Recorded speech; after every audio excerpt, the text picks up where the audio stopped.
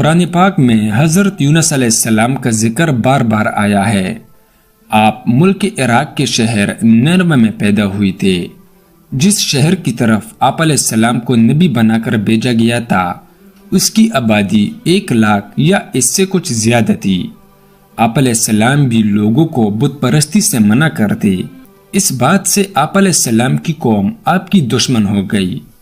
آخر قوم کی بار بار مخالفت سے تنگ آ کر آپ علیہ السلام نے فرمایا کہ اب اللہ کا عذاب تم پر آ کر رہے گا، اور یہ کہہ کر بستی سے باہر نکل گئے اور اللہ کے عذاب کا انتظار کرنے لگے۔ ان کے جانے کے بعد بستی والوں نے مشورہ کیا کہ حضرت یونس علیہ السلام عذاب کی پیشن گوئی کر کے گئے ہیں اور وہ کبھی جھوٹ نہیں بولتے، اس لیے اس معاملے میں غور کیا جائے۔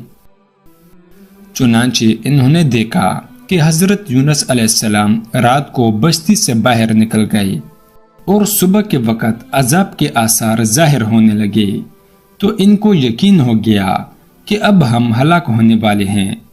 یہ دیکھ کر حضرت یونس علیہ السلام کو تلاش کیا کہ ان کے ہاتھ پر ایمان لے آئیں، مگر جب ان کو نہ پایا تو خود ہی اخلاصی نیت کے ساتھ توبہ و استغفار میں لگ گئے۔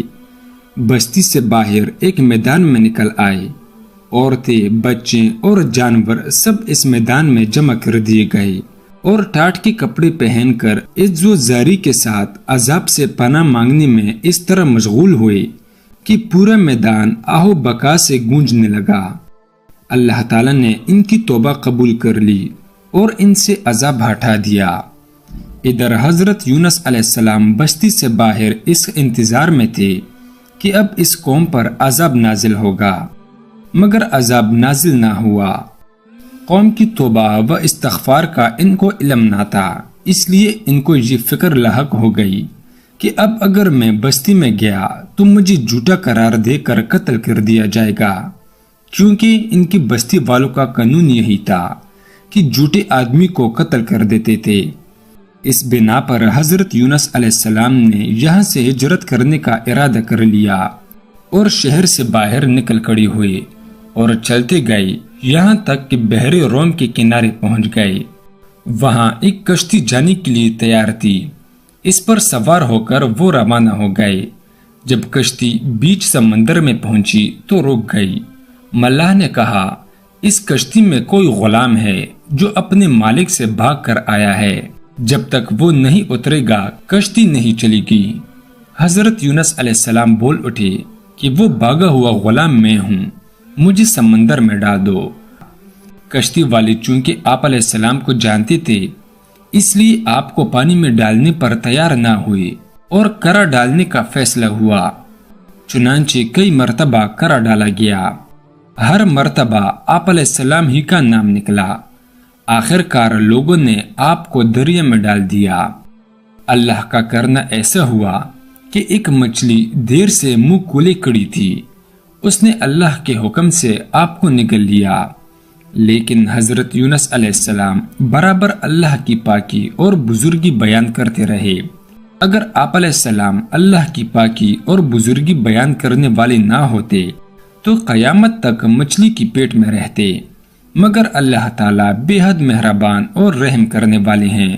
چنانچہ پانی اور مچھلی کے پیٹ کے اندھیرے میں ہی پکار اٹھے، لا الہ الا انت سبحانک انی کنت من الظالمین۔ اے اللہ، تیرے سوا کوئی معبود نہیں، تو ہر عیب سے پاک ہے، بے شک میں قصوروار ہوں۔ اللہ تعالیٰ نے ان کی یہ دعا قبول کی اور غم سے نجات دے دی، مچھلی کی پیٹ سے نکال کر میدان میں ڈال دیا اور اس پر ایک بیلدار درخت اگا دیا۔ جب حضرت یونس علیہ السلام تندرست ہو کر دوبارہ قوم کے پاس آئے تو وہ لوگ ان کے انتظار میں تھے، چونکہ انہوں نے اپنی آنکھوں سے عذاب کے آثار دیکھ لیے تھے، اس لیے سب کے سب ایمان لے آئے اور صدیوں تک خوب امن و چین سے رہے۔ اس طرح اللہ کا وعدہ پورا ہوا کہ جو لوگ ایمان لائیں گے ان کو میں خوب رزق دوں گا اور برکت عطا کروں گا۔ حضرت یونس علیہ السلام نے مچھلی کے پیٹ میں جو دعا کی، یعنی لا الہ الا انت سبحانک انی کنت من الظالمین، یہ بڑی کرامت ہے۔ اب بھی جب کوئی مصیبت یا آفت نازل ہوتی ہے تو اس کو پڑھا جاتا ہے۔ اللہ پاک اس کی برکت سے آفات کو دور کر دیتا ہے۔